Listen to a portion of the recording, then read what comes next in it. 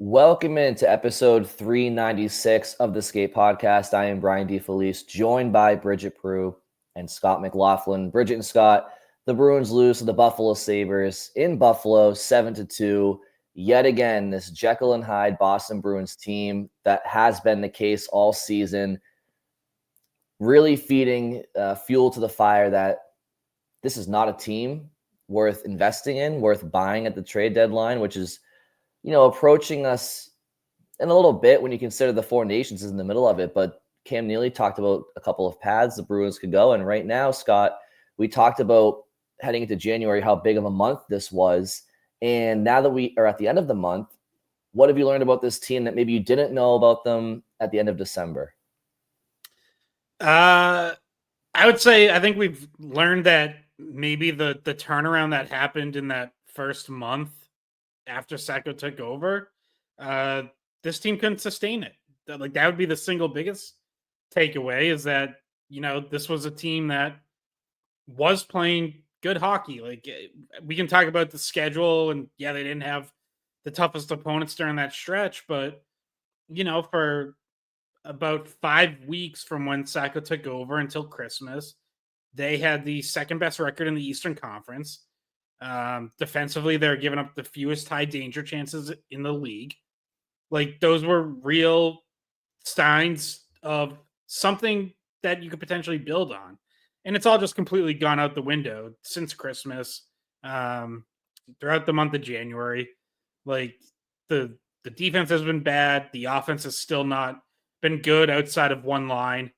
Swayman's had been better for most of the stretch. I'm sure we'll talk about him because I thought he had a tough night Tuesday night in Buffalo. And really what was just an embarrassing 7-2 loss. Just inexcusable, pathetic. And my opening shift is actually about the stark difference in this team's play and performance on the road versus at home. The Bruins since Christmas are now 1-7-1 on the road.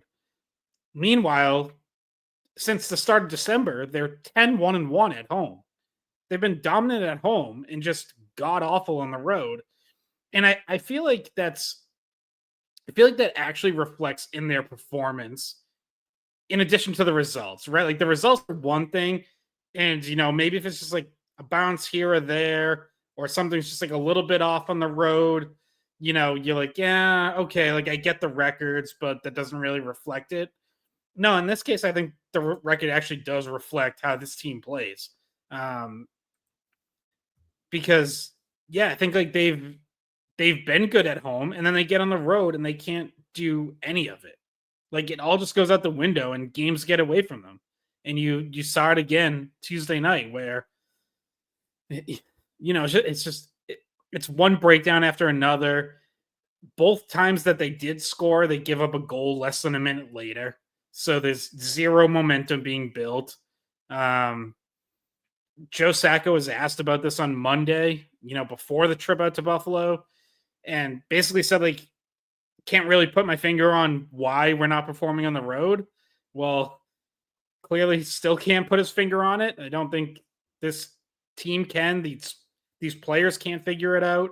But it does feed into, what you started with, Brian, which is that, if you can't perform on the road, you're not making a good case that you're any kind of serious team when you're looking ahead to the playoffs. Yeah, absolutely. And I'll just, go with my opening shift quickly, and because there's a lot to get into with this team, big picture, comparing them to the rest of the league and a lot of main metrics, which I want to get to. But tonight in the third period, Brad Marchand scored a goal to make it 4-2. And it was the first time in nearly 4 full games that a Boston Bruins forward not named David Pastrnak or Morgan Geekie had scored a goal for Boston. You had to go all the way back to January 20th, an empty net goal by Elias Lindholm against San Jose, for the last time a Bruins forward scored a goal, again, not named Pastrnak or Geekie. And I mean, that do I even have to really elaborate on the problem there? I mean, you're talking about a lack of scoring, not even in the bottom six, but the entire forward group outside of that Pastrnak line. And it wasn't an even strength goal either. It was not an even strength goal. And for those wondering that may have missed the game, it was Mason Lohrei, defenseman, who scored the first goal of the game for Boston. So, when the NHL club is struggling to score like this, it speaks to their lack of depth and their lack of skill and lack of finish. Oh, well, if only there were a couple of players down in Providence that could potentially help spark some scoring. Maybe some players that might be able to outscore their mistakes, because right now the NHL club is not outscoring their mistakes. And that's what Cam Neely said, not Brian DeFelice. So I'm just curious when, the Bruins would maybe give some opportunities to some younger players. Oh, that's right. They can't, because they feel as though younger players are going to cost them points in the standings and cost them playoff opportunities and cost them their jobs potentially. Well, you know what's going to cost Don Sweeney and Kim Neely their jobs if they miss playoffs? It's going to be an NHL roster that can't score and their unwillingness to take any sort of risk on some younger players with some upside. So, in my opinion, their priorities are ass backwards right now because, Sweeney is GMing for today. He's GMing for his job. Kim Neely, in his respective role, I think is doing the same thing as president. And they're not really GMing. When it comes to this stuff, they're not seeing what they have in the organization and younger players. And if you see what you have in younger players, maybe they can help you. Maybe there's some other teams around the league at the deadline that say, hey, maybe that Lysell kid or that Merkulov kid could be a good package for us, if Boston wanted to send them to us for something. And right now, they're just wasting away in Providence. And I would understand it if the NHL roster was scoring adequately or having extended zone time offensively or anything of the such. And it's just not happening. So the whole, younger players, are they outscoring their mistakes? It's like, well, again, look at the NHL roster, and I don't understand the stubbornness. I do understand it because, like I said, they're GMing for their jobs, and they think that by icing a safe NHL experienced roster, is their best way to assure 2 points every night and eventually add up to a playoff team. But if you ask me, it's very short-sighted, and it's not in the long-term best interest of the organization. And maybe after a stretch like this, they'll say fuck it and make some changes to the lineup. I doubt it, but maybe. I also highly doubt it. I didn't even know you're going to bring up Lysell in your opening shift. You went a little rogue, but I still think Lysell should have gotten more than the one game. So, but anybody in Merkulov is the big one, right? Based off of how he's doing in Providence, but those are the two sexy names down in Providence because of their offensive upside. I'm not gonna sit here and clamor over getting Joey Abate or whomever into the lineup right now in Boston. I don't even think that's how you say it, Brian, but sure. It is now. It is now. Sorry, Joey. It's Abate, but I'll get to my opening shift here, which has to do with the struggle of the Bruins defense core and the fact that Brendan Carlo did not play, which means the Bruins were without their top three defensemen. They're still without McAvoy and Lindholm. And then Carlo has an illness. He traveled to Buffalo, was a game time decision, but did not play. So Osterley comes in, and you look at the D pairs that they have, and it's who is their top defenseman in this lineup against Buffalo? Like, is it Nikita Zadorov? Is it Mason Lohrei? Like, is it Peak? Is it Wotherspoon? I don't know who your top defenseman is when you don't have those three guys on the ice. So it was a struggle. Obviously, that wasn't going to help the Bruins in Buffalo at all. But I still think that a lot of the breakdowns came from the forwards. I thought their back checking was terrible. Just entries into the zone, they look so confused on who's covering who. A lot of the goals, the guys coming in and obviously 2 hat tricks against them, and so some of these were the same guys, but not picking up Tage Thompson and changing and not knowing who you're in coverage in because you're transitioning and it's fast, and it's like, their back checking and their neutral zone defense was just awful, and it's one of the main reasons they dug themselves an early hole, and then they just continued to dig the hole, and the energy, the pushback was not there. And it's never good when you allow 2 hat tricks in the same game against you. And I mean, at least some people save their hats for the second one. I don't know if you're the second guy, you're sitting there like, oh man, no hats. But now there was still some that fell, and it was a bad game.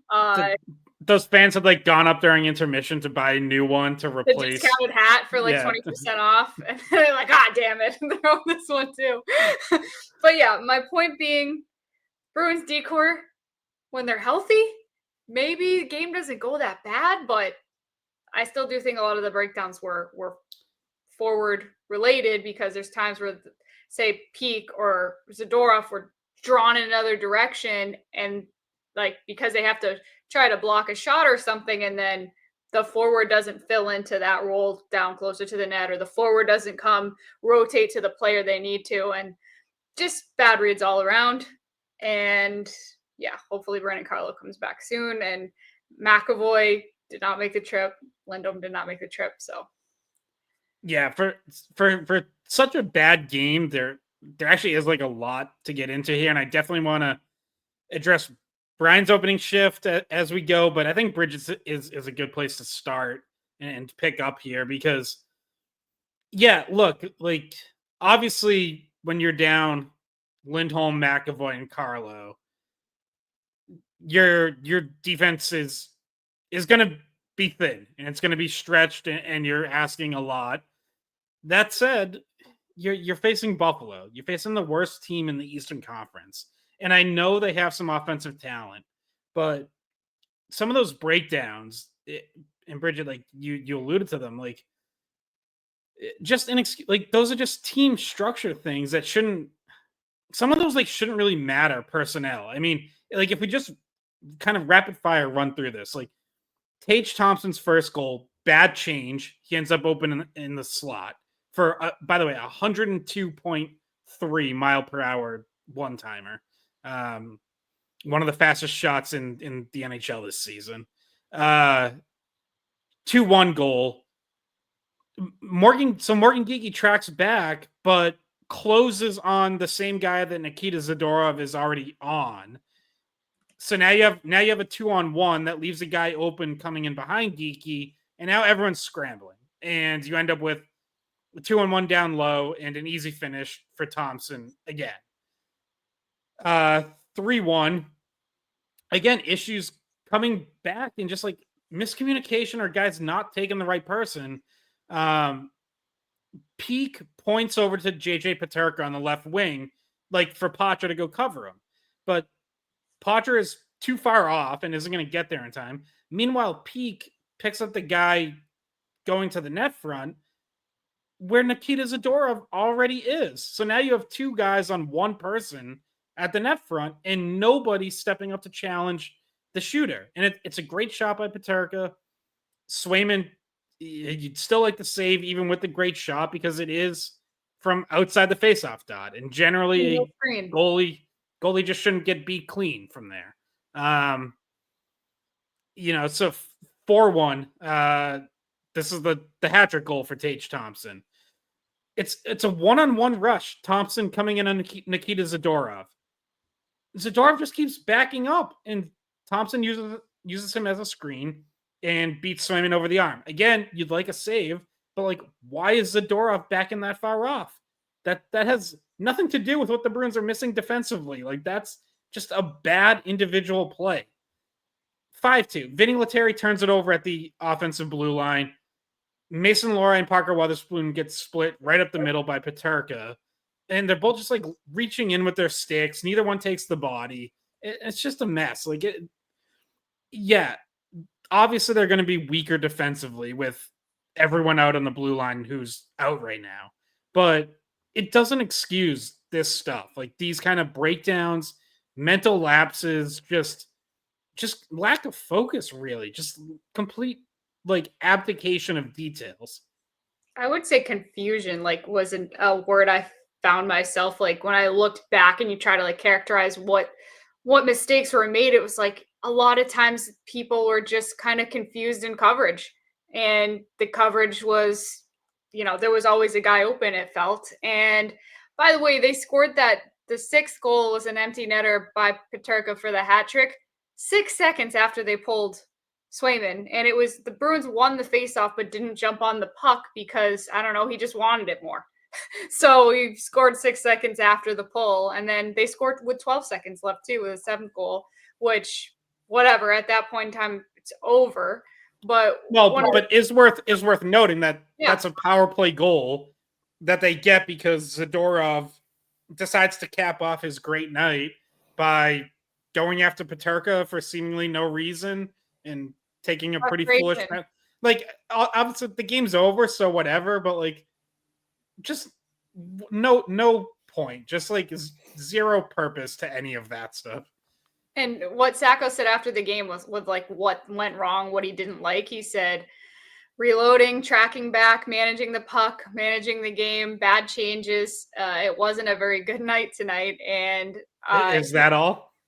I mean, I think he ran out of time maybe, but yeah, it was bad. But then like he finishes off with the group has responded after games like this. Well, they're going back home, where they've been better, but there was a lot that went wrong tonight, and they could look completely different next game. But in Buffalo, they did a lot that did not help their cause. And Brian, back to what you wanted to talk about and what Scott wanted to talk about as well with the bigger picture stuff. It's like, were there details in the game that point to the fact that this is not a team that's going to make a deep playoff run? And one of those things was not being able to defend on the shift after you score and giving up a goal right away. And like, there are little things that you watch and you go, that doesn't look like a playoff team or a team that can make a deep run.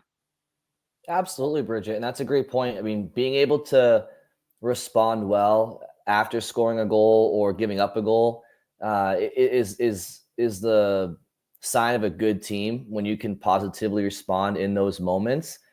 And there's a lot of intangibles like that this Bruins team just is not passing the eye test for me or the analytics test. But more importantly, when we talk about what's the making of a playoff team, we talk about 5-on-5 scoring and special teams. And let's just keep it to those 3 things real quick, because right now there's 32 teams in the National Hockey League. Right now, the Bruins are 28th in goal differential, minus 25. They're 31st on the power play, 13.4%, and 25th on the penalty kill. So those are major elements to a hockey team, and they are, what did I say they were? 28th, 31st, and 25th in 3 main categories. And I think heading into tonight's action, they were 23rd in team save percentage, and that's gonna go down. So they'll probably be 25th or 26th in save percentage, which it just hasn't updated on ESPN yet. It still has them at 51 games. But so those. And Brick said last year only 2 teams in the minus in goal differential made the playoffs. So like when you're 25 in the minus, and you look at like what teams have done historically when they're that far in the minus, like it's just not a suggestion that's going to be a team that even makes the playoff. Never mind going far in it. Well, and to tie that a little to my opening shift, shout out to Drew on Twitter. He tweeted this at me. On the road this season, they have a minus 42 goal differential in 26 road games. They are getting outscored by more than a goal and a half per game on the road. Like, that is so bad. So yeah, I think we talked about this. It was probably like late December, right around the Christmas break time. I highlighted that, like, a couple things that I would hang my hat on as a sign that this team might have, brighter days ahead, was stuff like expected goals percentage and high danger chance differential, both of which have, as I've highlighted before, have been predictive in the past of lower seeds that have gone on deeper runs. There was a time at Christmas that the Bruins were top 10 in both of those. After a very bad month, they're down to, just checked, 19th in expected goals percentage, 18th in high danger chance differential. Like, that's not good. So now you're below league average in two of the kind of deeper analytics that they had been trending up in, were looking pretty good in, and now have just completely fallen off, which just speaks to, like, just the total breakdown in structure that has occurred over this past month. Like, it isn't just, there were all season long, they haven't been able to finish. For the first 3 months of the season, they weren't getting very good goaltending from Swayman in particular. Like, now you have Pastrnak get hot. You have Swayman, again, start to play better for about a month. This is now like a couple tough starts here over the last week and a half or so. But the team structure is just gone. Like, preventing high danger chances is just out the window. Like, they're just giving them up in bunches now. The January has been their worst month in terms of allowing high danger chances, which I think, eye test would probably tell you that as well. Like, we see it way too often in way too many of these games, these breakdowns like we saw on Tuesday, where it's guys open in the slot in front of the net, like stuff that just can't happen. Yeah, absolutely. And look, there's a lot of reasons for it, and everything in hockey bleeds together. Like, they all affect each other. If a team is struggling offensively, it's because they're struggling defensively, most likely. If a team is struggling defensively, it's because they're struggling offensively. And I don't just mean that they're not scoring or producing, but when you look at this Boston Bruins team, it's pretty unanimous across the board that they're not a fast team. Now, I think that a team that doesn't have the quickest foot speed can play faster than their foot speed if you're making smart decisions and you're playing as a unit, because the puck moves faster. And you can be a fast team without having the fastest players, is my point. But the Bruins don't make decisions quick with the puck. They don't know what they want to do with it. And a lack of foot speed is kind of attributing to that a little bit. So when you're chasing the game in the defensive zone, when you don't have playmakers through the neutral zone, and when you don't have, a ton of offensive talent in the offensive zone, you're not extending shifts in the O zone because you're one and done at best. And then in the D zone, you're chasing the game, and now you're too tired to play offense and play that transition game. And the Bruins are not a fast transition team, even when they're fully healthy. So yeah, it's not that this Bruins team is full of players that don't care, don't know how to play hockey, don't, give a shit or whatnot. I'm not questioning their will necessarily. I just don't think they don't have the speed and skill, and it's hindering them in all three zones. Do you guys get the sense that with all the guys that they were missing against Buffalo, that Mark Kastelic would have been a healthy Mark Kastelic would have maybe been able to try to infuse some energy, give one of those fourth line shifts after a goal that helps keep the momentum in your favor? Like, when it was, first of all, the Bruins were winning 1-0 in the beginning of the game with Lorai's goal, which was an individual unassisted play. And then they're trailing 4-2 after Marchand's power play goal, which Pastrnak did assist on, so he's got another point there. But they had the chance to cut down. It was only a 2-goal lead at that point, and it's like you needed a high energy shift from someone at some point to try to get this back on the rails, whether that would have been anywhere from the first goal to being 4-2 before it got out of hand. I feel like he was probably missed in the energy category, the kind of guy that grinds things out, basically shows you how to play by example in terms of bringing the compete. And so I felt like he was missed in the bottom 6. But I mean, still McAvoy and Lindholm are the biggest losses. But yeah, that just important to note, like he's not in the lineup either. And so your fourth line right now is Koepke, Beecher, and Brazeau. But that's not the same. I know Brazeau is big, but the personality could not be more different on the ice, at least on the ice, than Kastelic and how he kind of goes about his duties. So I don't know. Another guy you're missing that could have affected the game. Yeah, I mean, there definitely wasn't enough pushback, energy, physicality in general. So yeah, Kastelic can help with that. It does feel like the fourth line right now without him is sort of a line without an identity. Obviously when he's there, it has one just because he has one. Whereas right now, like you said, like I think like Brazeau's good deep in the offensive zone. I think he's a good forechecker, but he's not anywhere close to as punishing as Kastelic. Beecher's fast but not overly physical. Koepke at times he can bring that a little bit, but it's his first game back, and I honestly, didn't really notice him a ton in this game.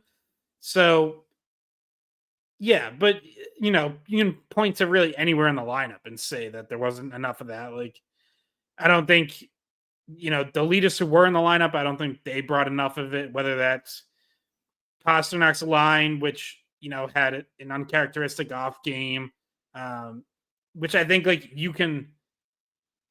Well, I would say like you can allow that for them because they've been so good, but Buffalo is a defense that like that line should be able to pounce on.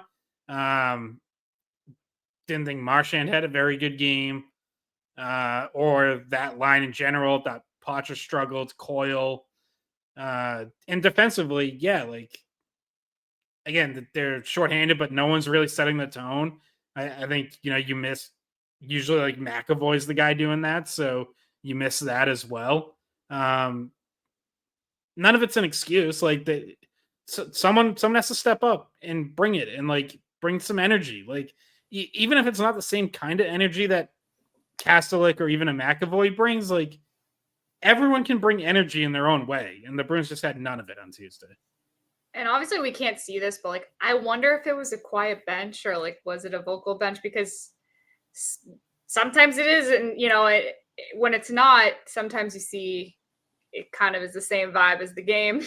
But yeah, we can't really we can't know that. We weren't there. And the broadcast only shows you like little bits and pieces of bench stuff. So yeah, and yeah, look, when you're missing McAvoy as they have the last month or so, and you've been missing Lindholm since November.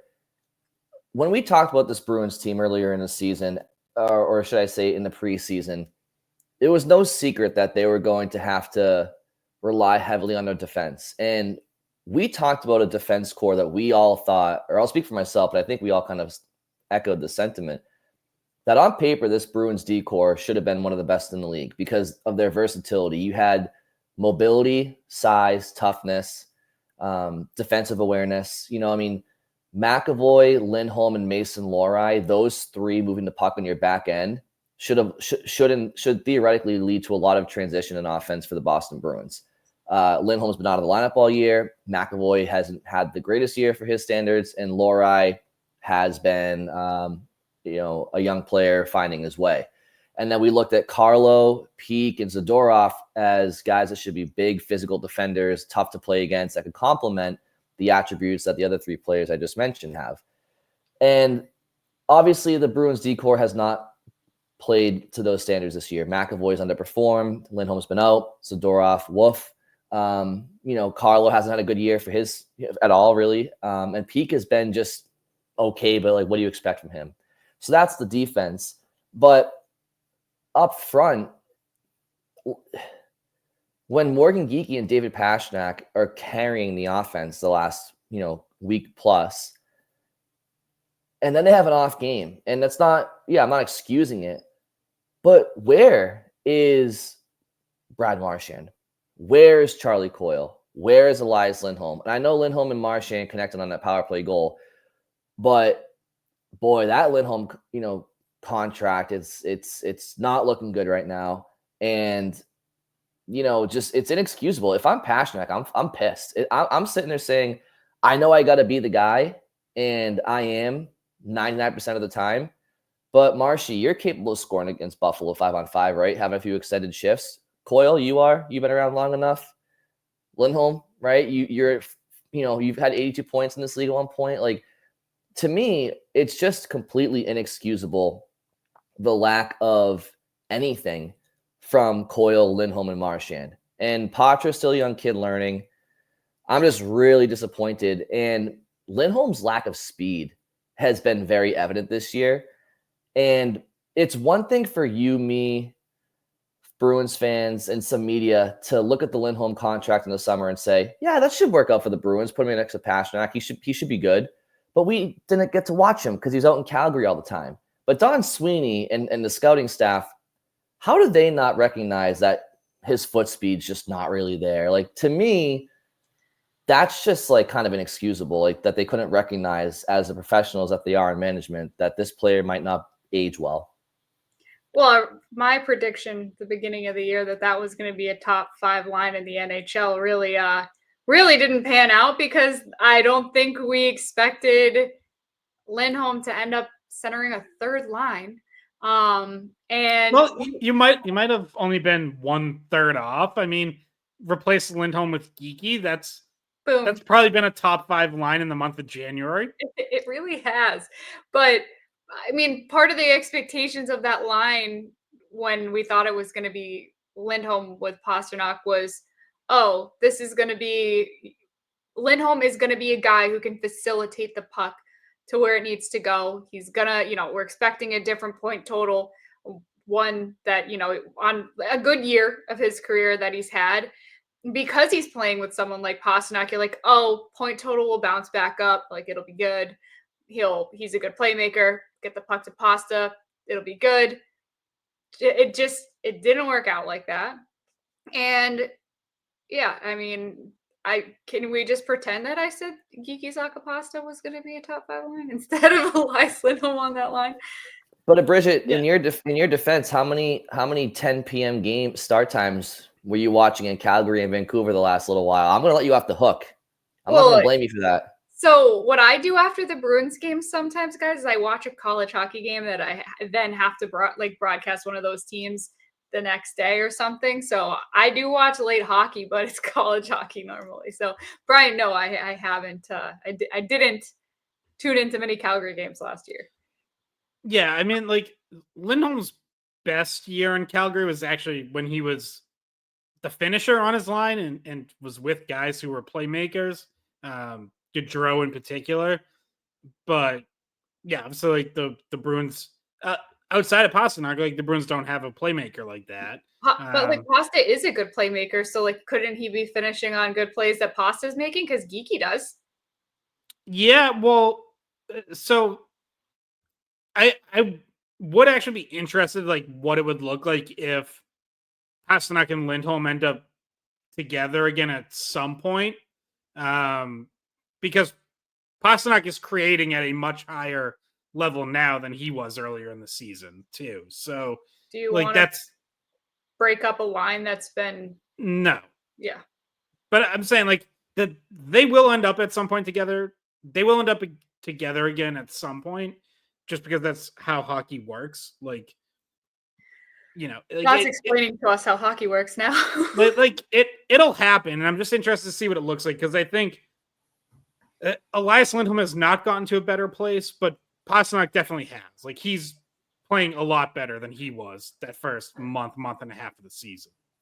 Do you guys think that through 52 games, the Bruins' 2 key offseason acquisitions could look any worse at this moment? No, not really.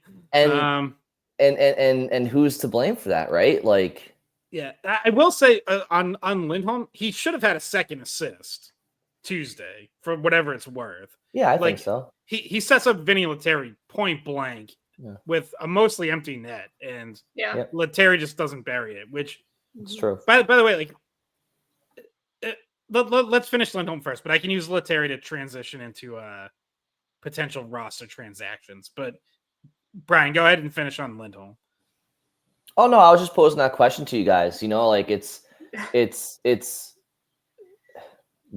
Don Sweeney went out in the offseason, and with Lindholm in particular, he acquired him because he was quote unquote the top center on the market, and he knew that the Bruins were desperate for centermen. So, he made the choice out of desperation, a desperate move that, Sweeney put the team in the first place. I mean, when the organization doesn't have any organic internal succession replacements for Bergeron and Krejci's retirements, they went with Coyle and Zacha last year. Obviously wasn't good enough on paper or on the ice, despite their career years. And so the team knew they had to go out and get somebody. So he was, the best one on the market. So Sweeney, that's why Sweeney got him. So Sweeney got him because he was desperate, because of a team that he's now managed for 10 years, needed centerman, a high-end centerman. And so that's why he got Lindholm, and the player hasn't panned out. So, it's fair to look at Sweeney as why was his motive what it was to get Lindholm in the first place. And then he got him, and he hasn't performed. And, for the Bruins to not have some serious conversations in that management suite, whether it's at Warrior Arena or at TD Garden, I just think is disappointing, because if Don Sweeney is not being held accountable for his job, then how are players supposed to be held accountable? How are coaches, trainers? Like that's why I've been saying for a while now, like Charlie Jacobs says let's call it for what it is. Like Jeremy still owns the team, but Charlie's the one running it from their family. Like they have to take ownership of their team, because you have to hold your management accountable. And I just feel like it's too buddy between a Jacobs, Neely, and Sweeney right now. And I just think it's fair to look at everything right now with management. I just do. Yeah. Well, I didn't get to answer the question. Okay. There ended up being like 5 questions. So, okay, go. Well, the one Brian asked about, like, how are the guys panning out that they added in the offseason? You said, Brian, that the Elias Lindholm addition was in desperation, which I agree with. It was a need that they had to fill when you lose Bergeron and Krejci at the same time. And you didn't, there's no prospect that's coming up. Obviously, you could say Matt Poitras, but he's so young, he's not ready yet. So you need someone in between to be that top guy that's more in his prime. And so maybe you could call that a desperation move. Well, don't you guys also think that Zadorov addition was a desperation move based on the playoffs and what happened to them against Florida 2 years in a row? Because Florida outmuscled them and kind of exposed the need for them to add grit. And then they add Zadorov, but with the trade-off, he's got the grit, but with the trade-off being he has these other flaws in his game. He's not the fastest and sometimes gets caught out of position and takes a lot of penalties. Like that was the trade-off. You chose to go with the grit and add this player because specifically to counter a team like Florida that pushed you out of the playoffs 2 years in a row. Yeah, I mean, like we know why they made both of these moves, and it made sense. Like it's why most of us were either straight up loved the move or liked or understood. Like somewhere in that spectrum, there was some pushback. Obviously, there were some people who didn't like the Bruins offseason. I don't think we were among them. I certainly wasn't. So, like, we know exactly why they signed these guys, because they saw Alexander Barkov dominate Zacha and Geeky and Coyle in the playoffs and said, well, we don't have an answer for that on our roster. So they went out and signed Elias Lindholm, a player who, even if he's not putting up huge point totals, is supposed to be a good 200-foot center who can defend and come playoff time, handle tougher matchups, and you would hope do a better job against say, Alexander Barkov than Zacha or Geeky or Coyle would do. We also saw them in the playoffs. Their defense not hold up against Florida's forecheck. Guys, as Bridget said, get pushed around, lose battles at the net front, lose battles down low. So they went out and signed a big, strong defenseman who can take a hit and who can win battles in front of the net. And they thought that would give them a better chance to win in the playoffs. Now, we're not to the playoffs, so we can't, at this point right now, see if either of these guys helped them in the playoffs. What we can see right now is that they're not helping in the regular season, and this team might not even get to the playoffs. So, obviously it's gone about as poorly as it possibly could. And then the Swayman signing, like that one I really didn't see coming, that they would sign him and then he would have ups and downs the way that he's had this season, where he's underperformed where he's played in the past. Yeah, I mean, he definitely hasn't been good. I think it's been an off year for him since the start, but he's had good stretches of late. So, yeah, I mean, the Swayman thing,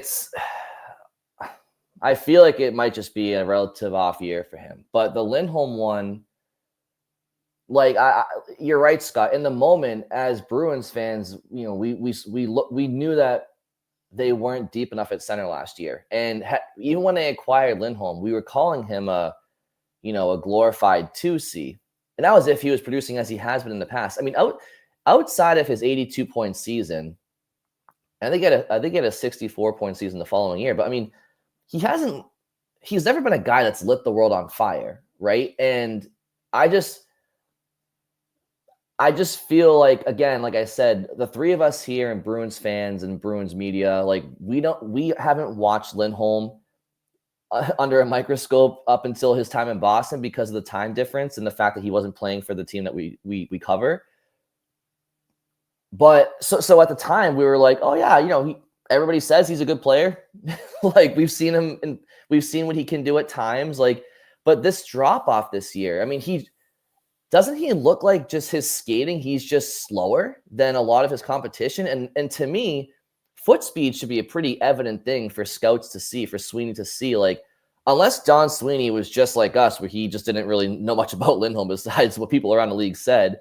But it just strikes me as a player that people should have known that he doesn't have a great foot speed and is probably not going to age well when he's already 31 years old. Well, if you're the Bruins, maybe you look at that and say, well, Patrice Bergeron didn't have high elite foot speed. David Krejci didn't have elite foot speed. So do you look at it and say, like, well, do you really need it? If, again, in your mind at the time, you're thinking, he's smart enough and he gets to the right spots and he reads the game well enough to still be in the right positions and anticipate where the play's going and make up for any lack of foot speed. So I'm sure that's what they thought. Like, to your point, like, I don't think they were surprised or didn't know what they were getting. Like, they have pro scouts. They've had eyes on Lindholm for years. Like, I think they knew the player pretty well. Like, I don't think like he got here and they're like, oh my God, we thought this guy would blaze up and down the ice, and holy crap, he doesn't do that. No. Okay, so mistakes, mistakes can happen though, even with the proper due diligence being in place. So now we're sitting in a situation where it's only halfway through his first year of his contract. But are you, Bridget and Scott, are you optimistic that this is a player that can turn his contract around, or like how do you think that? I mean, contractually, he's not going anywhere. He has a full no move, so he'd have to approve anything. But I mean, like, what do the Bruins do with this player going forward? I mean, he's locked in for quite some time, and do you just hope and pray that things turn out? But I mean, he's locked up for quite a bit. It's an uncomfortable term right now based off what we've seen through 52 games.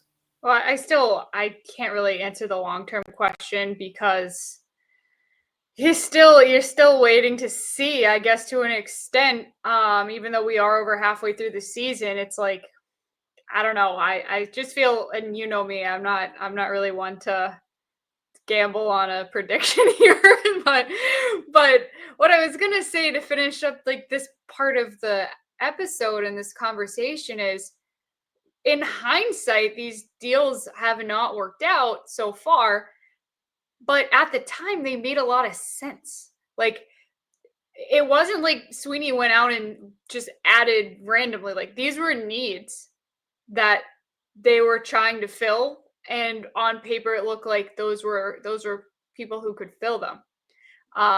But sometimes people don't pan out, and it makes you look like you evaluated things incorrectly, and maybe you did. But at the time, it in the Kastelic edition has panned out well, and it him and Korpisalo being smaller additions and additions by trade rather than free agency, but they have actually looked okay. And there was a need to add another goalie after trading Allmark, and there was a need to add a strong fourth line, pest, I guess, and guy that can fight.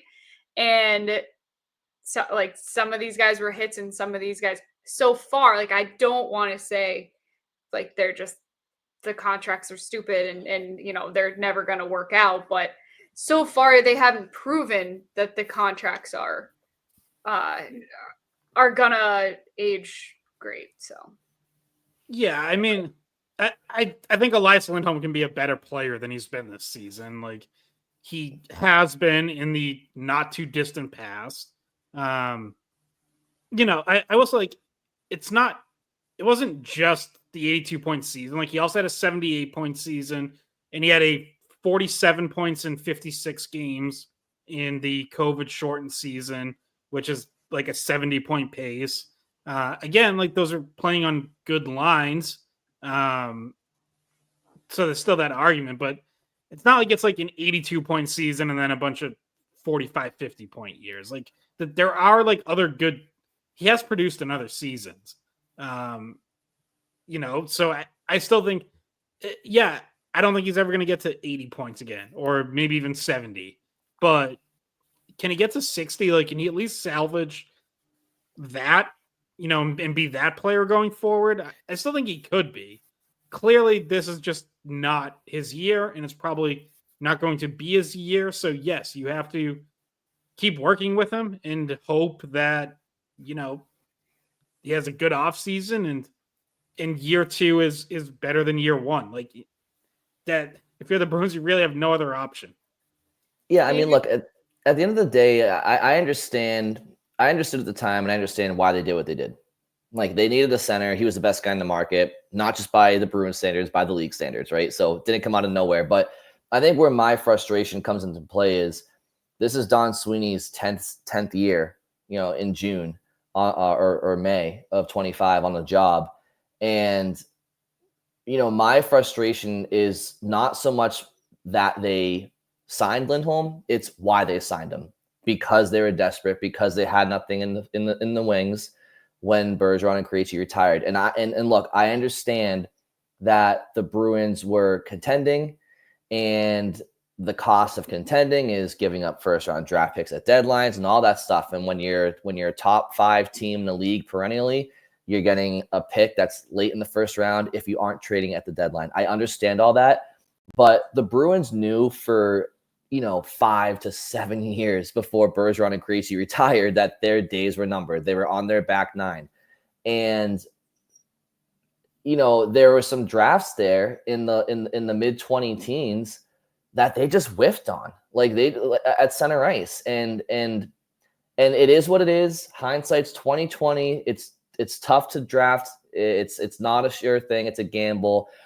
I just wish that instead of, drafting some of the guys that they did that with the intention of being third or fourth liners in the NHL in the first round, that they went with a little bit more of a lofty goal and maybe got lucky, and they didn't, and it is what it is. But I think that's where my frustration lands. It's their 2015 to 2018 first rounders that they just could have gotten a guy at center, and instead they wanted to get Trent Frederick to be a middle 6, bottom 6 guy, or Johnny Beecher. But I mean, like, those guys are what, 30th, 31st overall picks? Like, You're crazy things. not getting a number one center there, anyways. You never know. You don't know that. I mean, we can go back and look at those drafts at a different time and see if there was people behind them. But I mean, maybe not. There certainly wasn't a number one top center. But I mean, look, if we want to go all the way back to 2015, yes, they missed. Obviously. No, I don't need to go there with Barzal. I'm just saying, like, wasn't there a comment about if they drafted Barzal, they trade away Krejci. So okay, like if you make that move, wasn't there a comment, Scott, about when Frederick or Beecher was drafted? I think it was Frederick or Beecher, one of them. I think it was Frederick, where somebody in the Bruins said that they drafted him because they wanted him to maybe be a third, fourth line guy, and that's just not what you spend first round draft picks on. Frederick, yeah. No, and I agree. I wanted them to take Alex DeBrincat is the guy I wanted them to take in that draft. Alex DeBrincat is a very good scorer who plays no defense and is also not a center. So you would still be searching for a number one center. But yeah, I mean, go through the top centers in the league and look at where they're drafted. They're by like 95% are top 10 picks. So yeah, like this is the cost of. Is it possible to find a elite first line center somewhere else? Yes, it's possible. It's very difficult. So the most surefire way to do it is with a very high first round pick. So the cost of like being in it every year and contending and trying to constantly stay at that level is you haven't had that kind of pick since Sagan and Dougie Hamilton. So how would you have gotten one of those picks in the last, call it 5-6 years? Like the only way to do it would have been trading away a star off your roster, and then that hurts your cup window. So yeah, like it sucks that they didn't have replacements ready to go, but honestly, like other than lucking out on one late in the first or in a later round, like you never had the pick that teams get elite centers with. Yeah. You're never even close. Yeah. I give up when we get back to the 2015 draft. I'm not trying to revisit Zaboral and DeBrusk and Senyshyn, but the Bruins of 2011 that won a Stanley Cup were led by some second round draft picks. I think Bergeron and Krejci were second rounders. The Tampa Bay Lightning that won some cups. Yes, you had Hedman and Stamkos and Vasilevsky, but I think Point, Kucherov, Palat, Killorn, like those are some key guys that were not first rounders. So, Matt Potter maybe could end up being, a top two center in your organization. Yeah. I'm just saying, like, the ability to draft outside the first round is we've seen it in Boston and other places. It's I just Boston's drafting in the scouting department and development, like they have to get better. They just do. I don't disagree. Like that's all fair. I'm talking specifically about number one high end center. Yeah. I'm just looking at like leading point scores for centers. Like where were these guys drafted? Nathan McKinnon, very high. Leon Draisaitl, high. Connor McDavid, high. Jack Eichel, Jack Hughes, Mark Scheifele, Sidney Crosby. Like finally, Braden Point, you get one who was a little later. So like, okay, yeah. What round was he? Second or third? He was, I think, was he second? He was a third. Yeah, third in 2014. So okay, so they didn't find Braden Point, and Tampa Bay did. Okay. Yeah.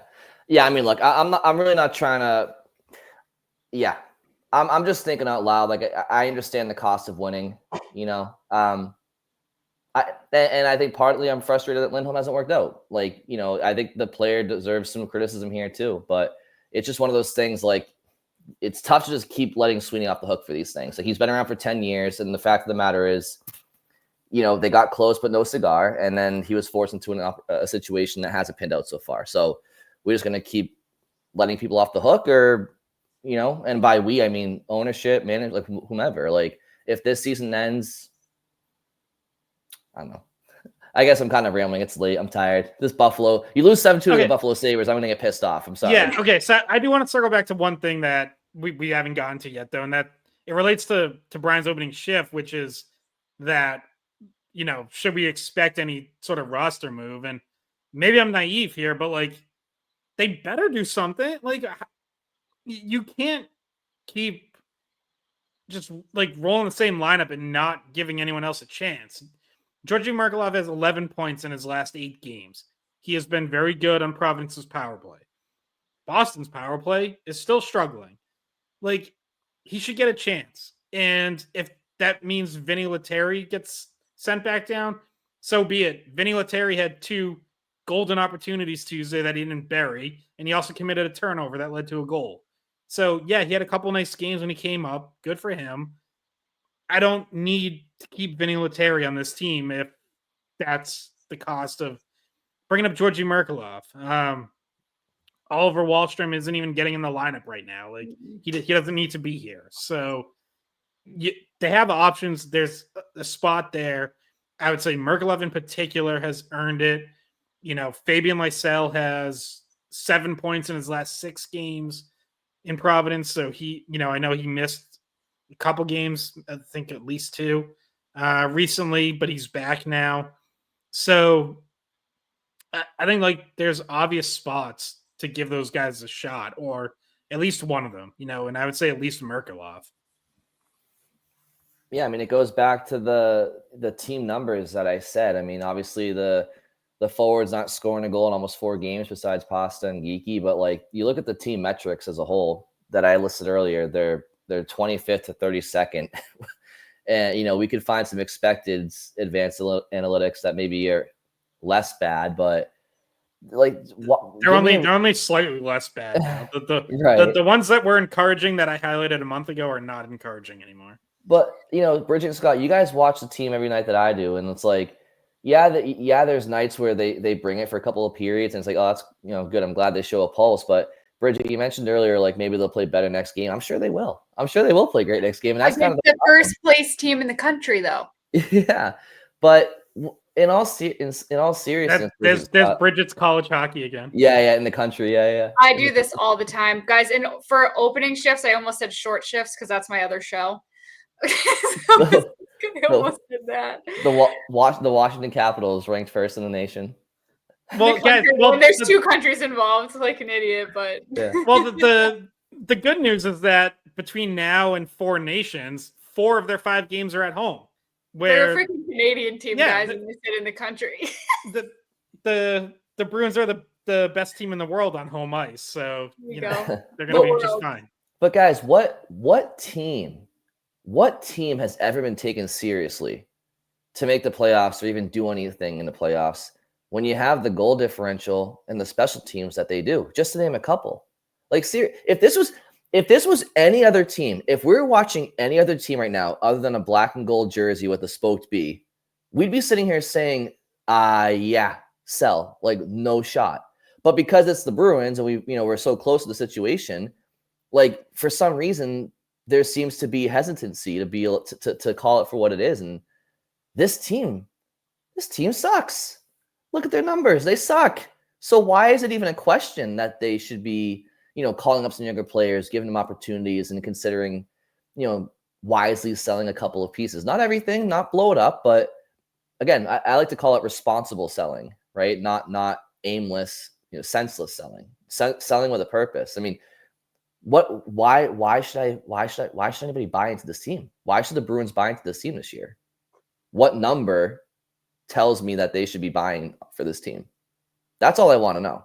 There isn't. I think the only answer to that is not necessarily the number of the stats, but the amount of time. It's getting less and less as weeks go on, but there's the amount of time that they still have to make some drastic decisions if they decide to. Well, and we're almost at 4 nations, which starts the 3rd week of February, which is kind of our first barometer. We'll have a better idea right around that time. They could be solidly sellers at that time, or they could have rebounded at that time. And maybe just optimism is why people continue. And because we were sold on what they had to start the year. I actually do know the number that matters now that I think about it.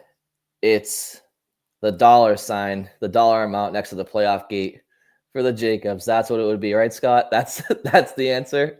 I'm sure, but I would say like that there's nothing that makes the case to buy right now. I guess the only counter would be that you don't have to commit to selling right now either, because as Bridget said, there are still 5 weeks until the trade deadline. Yeah. And you're still in the playoff bubble. You're still very much in the hunt. So if they don't want to commit yet, you can still give this team a little bit of time to try to get it together and go on a run and prove themselves to management. Again, every year there's teams that don't decide on whether they're going to buy or sell until the week of the deadline, right? Like that happens every year, that there's a bubble team that, hey, whatever happens in like these next 3 games is going to swing it one way or the other. You know, I mentioned the Capitals 2 years ago, who everyone now highlights as like the golden example of how to retool on the fly, for good reason, because 2 years later they're a cup contender. They decided like 2 days before the trade deadline that they were sellers, and that was because I think they had lost 4 in a row. If they go 2-2, does that team sell and retool? No, they probably stay in it and try to go for it. So, so that's like the only counter is that there's time to still wait this out. Like they don't have to wake up Wednesday morning and be like, all right, time to blow it up. Let's go start selling pieces. Okay, but you also have to have the personnel to retool, and like I feel like you have to have the right caliber players on expiring contracts, where like an Orlov, or like they were selling guys on expiring contracts, and they just happen to be guys you could probably get more for than what the Bruins have. You know, like, I mean, the certain Bruins, times it makes sense. It's like, okay, they're a rental and we need to get something for them, and we're not going to make the playoffs, so it's obvious, and it's like, okay, but yeah, I don't know. I mean, we've gone through the names. Like they'll get something for Trent Frederick. They can get something for Morgan Geekie, Justin Brazeau, even guys with term. Like if the Bruins want to sell pieces off to bring in, assets for the future or players under term or whatever, like they have guys who will be valued on the trade market. You know who I think, and yeah, like they don't have to make trades tomorrow. Like I think, there's, first of all, logistically, value is probably highest for people at the deadline, right? Because everybody's trying to compete against each other, all the contenders. But, 3 players that come to my mind that the Bruins could sell, / trade and get some return for, even if it was just cap alleviation and picks, and wouldn't jeopardize, in my opinion, their ability to contend next year, would be Trent Frederick, pending UFA. And I think you could trade Charlie Coyle and Brandon Carlo if you were able to find a deal in a trade partner. And I think the Boston Bruins in 25-26, with an offseason and some cap to spend, like they could trade those 3 players and they could be right back at it next year. Like, I'm not saying that they're useless or not good in the room or not useful on the ice, but you could get something for those players without jeopardizing your immediate future, is my point. And 2 of those guys are under term right now. So like, and again, I just don't know if this current Bruins regime has the willingness to part ways with some of these players and some of these relationships. I think I don't know. That's kind of why, when you think you have a management group that isn't willing to make hard decisions, and I'm not saying that that's the case at the moment, but we'll find out. That's when you have to start to take a look at, should we make some changes in the management because they're not making the hard decisions that might be necessary to help the team going forward. But I think those 3 players you could part with, get something for, and still be contending, imminently in the next season. You'd miss them, but you get something back, and they're replaceable. I mean, Trent Fred, honestly, those 3 players this year have been more or less invisible for the Bruins, so they've kind of been doing it already this year without them. But I kind of joke, but I'm kind of serious. No, I agree. Like I posted my retool tiers earlier this week, and like, yeah, Frederick, of the pending free agents, Frederick is the most obvious to move. He's the one who's been mentioned in the most rumors. And then of guys with term, like, any sort of shake up to the core, like Coyle and Carlo, makes sense as guys to look at and listen on and see what you can get. All right, Bridget and Scott, I think that might be it for us. I mean, I'm actually at, let's see, I got 10% left on my laptop. So that's good for another 5 minutes or so. But if you guys are good, I think we could probably wrap this up. Bruins do hit the ice again against the Winnipeg Jets, who they only lost to 8-1 in December. So things are looking up for the Bruins to end this month. 7-2.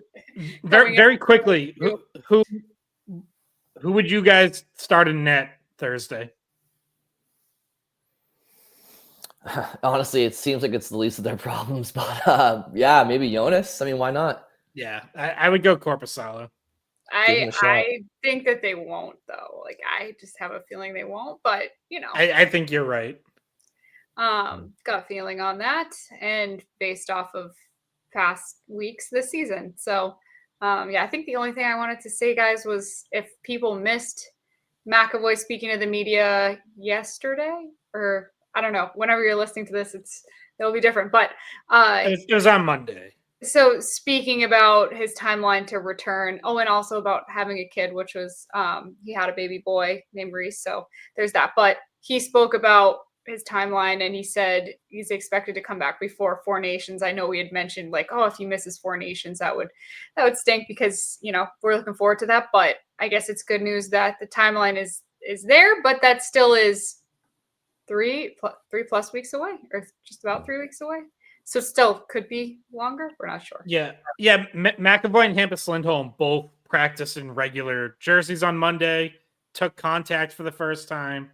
So that is definitely an encouraging sign. Usually that's like the last hurdle when guys are returning from injuries. So obviously they weren't cleared for the Buffalo game, but I wouldn't be surprised if we see one or both later this week. We might have buried that. And 68 minutes in. Well, I mean, yeah, like we talked about how short the which, by the way, that could be another reason to wait things out. Like maybe you want to see what this team looks like when you actually have your top two defensemen both in the lineup. Yeah, I mean, if those top two defensemen can provide some middle six scoring as well, that'd be great. But I don't think they can be in two places at once. So we'll see. I mean, look, we appreciate everybody for listening. We know Bruins fans out there, they're conflicted, they're confused, they don't know which way to go with this team. They're not alone. But we appreciate you guys listening to us, even if we air out some frustrations, and that can include thinking out loud. And then me and Scott randomly starting to talk about the 2017 draft out of nowhere, which I did not expect to happen. But hey, we're fans at heart, and sometimes we just start rambling too. But we appreciate you guys listening all the while, and enjoy Bruins Jets to the best of your ability. Hopefully the Bruins get the win, and we'll talk to you all on Friday. Hey guys, thanks for watching the Skate Podcast. If you want to see more of our videos, visit our playlist. Not in front of a screen? You can listen to us on Spotify, Apple Podcasts, or wherever you get your podcasts. Don't forget to follow us on social media. And if you enjoyed this video, please don't forget to give us a thumbs up, subscribe to our channel, and leave a comment.